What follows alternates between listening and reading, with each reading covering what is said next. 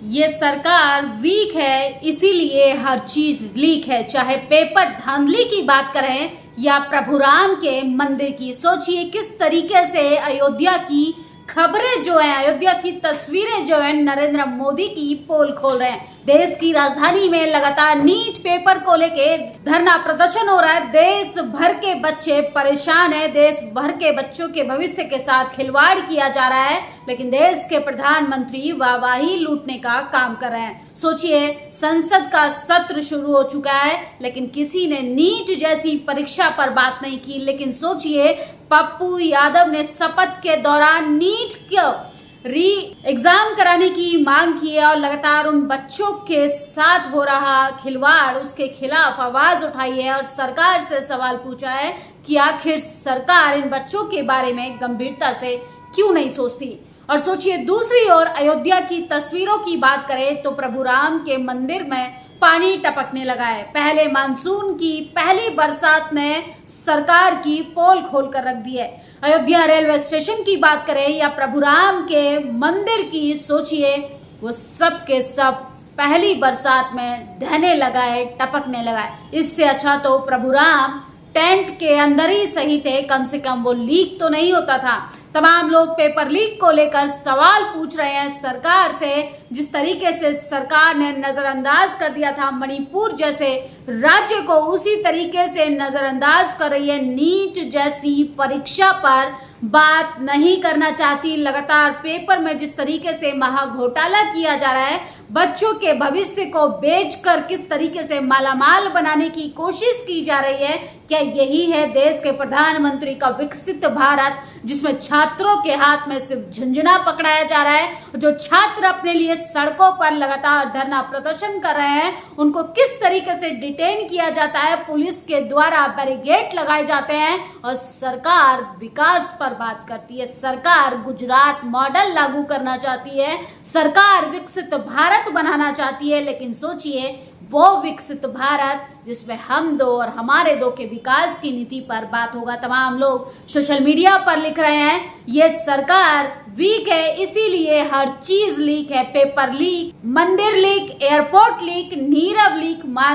Mallya leak, इनके नेताओं के एमएमएस लीक, और कुछ बचा है तो आप लिख दीजिए। सरकार को एक्स्ट्रल पाइप से तगड़ा इलाज कराने की जरूरत है। तो लगातार सरकार से बेहद नाराजगी नजर आ रही है। सोचिए ये पेपर की कटिंग देखिए, इस पेपर में तमाम पेपर स्कैम में पकड़े जाने वाले आरोपियों के सरनेम पढ़िए और किस तरीके से एआरओ भर्ती परीक्षा का पेपर लीक करने में 6 गिरफ्तार हुए हैं, जिसमें सब के सब सवर्ण जाति से आते हैं। कुछ बोल देंगे तो भावना आहत हो जाएगी। सोचिए कभी इन तमाम चीजों पर जांच होनी चाहिए कि आखिर एक विशेष जाति से आने वाले लोगों का ही कनेक्शन इस तरीके से महाघोटाला से कैसे होता है। दैनिक भास्कर कह रहा है, ये हम नहीं कह रहे हैं, पेपर लीक का भोपाल कनेक्शन।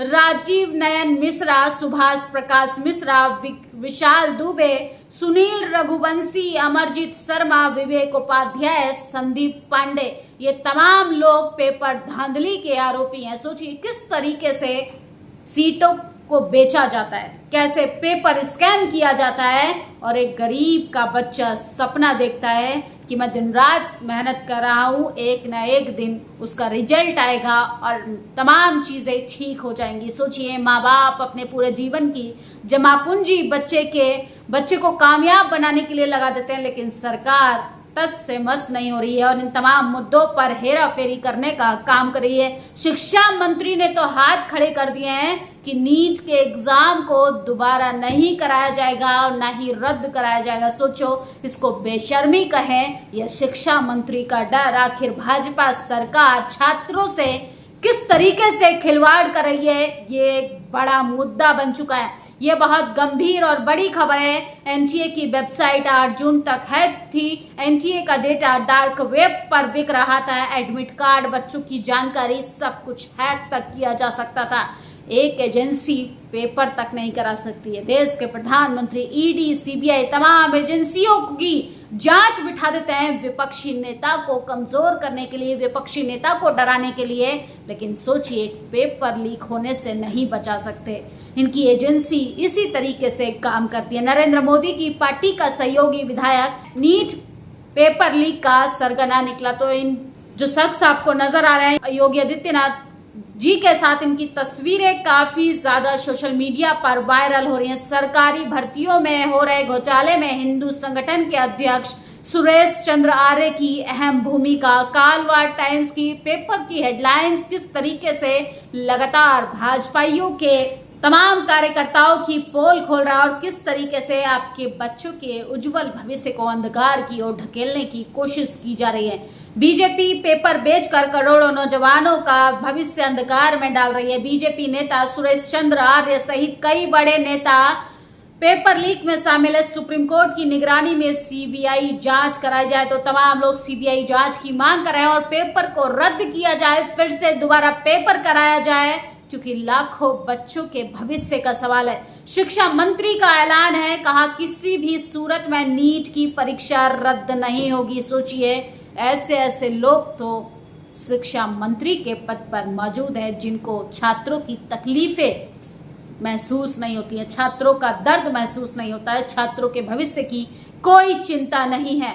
जितेंद्र मीना लिखते हैं, आरक्षण के नाम पर रोने वाले अब कम नंबर वाले ऐसे ही डॉक्टर बन जाएंगे। कुछ कहना चाहते हो? मैरिट का रोना कब तक रहोगे? MBBS 65 lakh, MD 50 lakh, 1 crore. तो लगातार सीटों का किस तरीके से निजीकरण हो रहा है। बोलियां लगाई जाती हैं कि आप हमें इतना रकम दीजिए और हम आपके बच्चे को एमडी डॉक्टर बना देंगे, एमबीबीएस डॉक्टर बना देंगे। सोचिए किस तरीके से धांधली चल रही है। देश के प्रधानमंत्री के कार्यकाल के दौरान सबसे बड़ा महाघोटाला है कि ये सरकार विकास के नाम पे एक पेपर तक नहीं करा सकती है ईमानदारी से। नीट यूजी 2024 हैक हुआ, डाटा लीक हुआ, पेपर लीक हुआ, एग्जाम सेंटर सेट हुए। ये नीट स्कैम माफियाओं का जाल कई राज्यों में फैला हुआ था। माननीय सुप्रीम कोर्ट से उम्मीद है कि बच्चों के साथ न्याय हो। तो लगातार लोग जो हैं वो बच्चों के समर्थन में सवाल पूछ रहे हैं सरकार से कि आखिर सुप्रीम कोर्ट को गंभीरता से जांच के लिए सुनवाई करनी चाहिए। बिहार, झारखंड, गुजरात, हरियाणा, महाराष्ट्र ईमानदारी से जांचो, ये लिस्ट बढ़ती ही जाएगी। नीट बिहार झारखंड के 100 छात्रों को परीक्षा से पहले ही मिल गया था पर्चा। तो सोचिए, ये है विकसित भारत की तस्वीर जो लगातार किस तरीके से देश के प्रधानमंत्री के साथ साथ उन तमाम लोगों की पोल खोल रहा है जो बड़े बड़े दावे करते हैं। 2024 में महज 13 और 15 में 44 बच्चों तक पहुंचा था लीक परीक्षा, रद्द की थी परीक्षा। तो जिस तरीके से पेपर रद्द हो रहा है, सरकार को तो इस्तीफा दे देना चाहिए, देश के प्रधानमंत्री को इस्तीफा दे देना चाहिए। जो सरकार बच्चों के भविष्य को नहीं बचा सकती, वो देश को कैसे सुरक्षित रख पाएगी। डिप्टी सीएम ने भी मान लिया, प्रधान जी और सचिव भी, आप भी मान लीजिए। 24 लाख बच्चों के भविष्य का सवाल है। तो 24 लाख बच्चों के साथ किस तरीके से भाजपा सरकार ने मजाक बना दिया है। अब नीट पीजी भी स्थगित कर दिया गया है। ये नरेंद्र मोदी के राज में बर्बाद हो चुकी शिक्षा व्यवस्था एक और दुर्भाग्यपूर्ण उदाहरण है। भाजपा राज में छात्र अपना करियर बनाने के लिए पढ़ाई नहीं, अपना भविष्य बचाने के लिए सरकारें लड़ाई लड़ने को मजबूर है। ये स्पष्ट है, हर बार चुपचाप तमाशा देखने वाले मोदी पेपर लीक रैकेट शिक्षा माफिया के आगे पूरी तरह बेबस है। तो राहुल गांधी भी जमकर हमला बोल रहे हैं। और सोचिए, देश की राजधानी में एक सेंट्रल यूनिवर्सिटी में किस तरीके से एनएफएस लगाकर आपके बच्चे को शिक्षा से दूर किया जा रहा है। आपके बच्चे को बोला जा रहा है कि आपके बच्चे के अंदर मेरिट नहीं होती है, आपके बच्चे में काबिलियत नहीं है और नॉट फाउंड सुटेबल कहकर उस सीट को सवर्ण समाज के लोगों को दे दिया जाता है, सवर्ण समाज के बच्चों के लिए रिजर्व कर दिया जाता है। इस तरीके से स्कैम चल रहा है। जातिवाद के आधार पर आपके बच्चों के हाथ में झुंझुना पकड़ाकर शिक्षा से दूर रखकर उनको अनपढ़ बनाने की कोशिश की जा रही है। एक ही विश्वविद्यालय में एक ही महीने में भीतर 2 बार एनएफएस किया।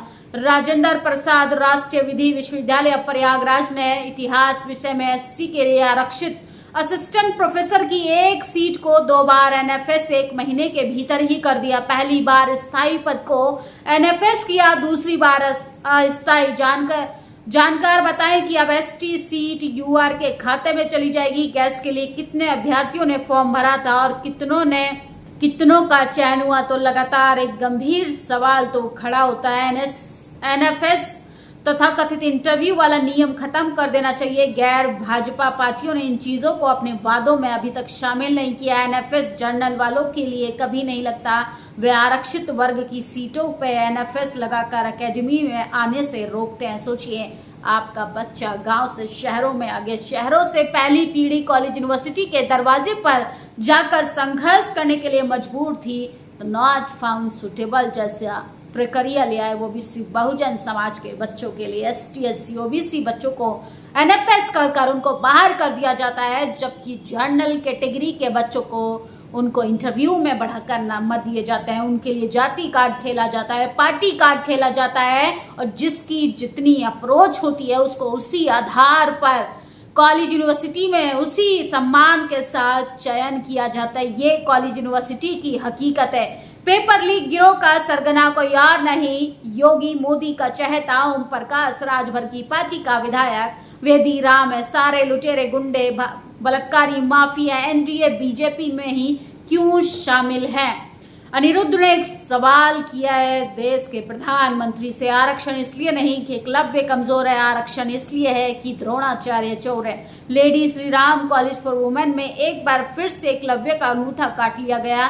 असिस्टेंट प्रोफेसर की भर्ती में ओबीसी कैटेगरी की सीटों को एनएफएस करके यूजीसी ने अपना जातिवाद चेहरे को दिखा दिया गया है। तो आपका बच्चा जातिवाद का शिकार हो रहा है और आप लंबी लंबी कतारों में लगे रहिए, मंदिर का घंटा बजाते रहिए, जनता लगातार गुमराह हो रही है। आपका बच्चे का भविष्य अंधकार की ओर धकेला जा रहा है। आपका बच्चा कावड़ लेकर सड़कों पर जाएगा तो उस पर फूलों की बरसात कराई जाएगी। आपका बच्चा कॉलेज यूनिवर्सिटी जाएगा, उस पर लाठीचार्ज कराया जाएगा। आपका बच्चा नौकरी मांगेगा तो उसको किस तरीके से सरकार तमाम धाराओं को लगाकर जेल की सलाखों के पीछे भेज देगी। ये सरकार का असली जातिवादी चेहरा है जो देश के सामने उजागर हो गया है। देश के छात्रों से ज़्यादा देश के छात्रों के पेरेंट्स को, माता पिताओं को भी गंभीरता से सोचना चाहिए। सरकार की आंखें खुलनी चाहिए, सच है, किंतु पेरेंट्स को भी अपनी आंखें खोलनी चाहिए।